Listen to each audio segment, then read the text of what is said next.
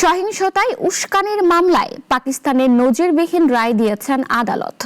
রাষ্ট্রদ্রোহ ও digital সন্ত্রাসবাদের অভিযোগে YouTuber ও সাংবাদিক সহ 7 জনের যাবজ্জীবন দিয়েছে, যদিও সব আসামি বিদেশে পলাতক আছেন।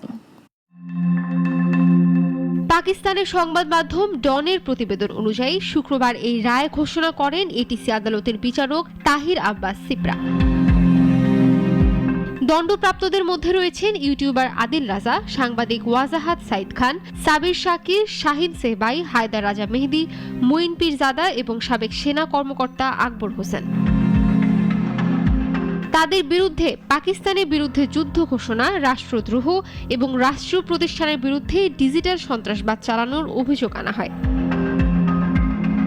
এই মামলার পটভূমি তৈরি হয় 2023 সালের 9 মে। সেদিন সাবেক প্রধানমন্ত্রী ইমরান খানের গ্রেফতারের পর দেশজুড়ে ব্যাপক সহিংসতা ছড়িয়ে পড়ে। বিভিন্ন সামরিক স্থাপনায় হামলা ও ভাঙচুরের ঘটনায় সামাজিক যোগাযোগ মাধ্যমে উস্কানি দেওয়ার অভিযোগ ওঠে এই 7 জনের বিরুদ্ধে।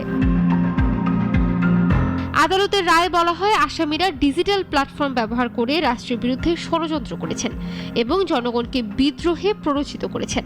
রাষ্ট্রপক্ষ জানায়, 9 মে সহিংসতার সময় তারা সামাজিক মাধ্যমে উস্কানিমূলক বক্তব্য দিয়ে হামলাকারীদের উৎসাহিত করেছিলেন। পাকিস্তানের দণ্ডবিধির 121 ধারা অনুযায়ী রাষ্ট্রদ্রোহ ও যুদ্ধ ঘোষণার দায়ে তাদের প্রত্যেককে 2 দফায় যাবজ্জীবন কারাদণ্ড দেওয়া হয়, সঙ্গে 5 লাখ রুপি করে জরিমানা। এছাড়া বিদ্রোহী প্ররোচনা ও ষড়যন্ত্রের অভিযোগে আরও 10 বছর করে সশ্রম কারাদণ্ড এবং সন্ত্রাস বিরোধী আইনের আওতায় অতিরিক্ত একাধিক সাজা দেওয়া হয়েছে।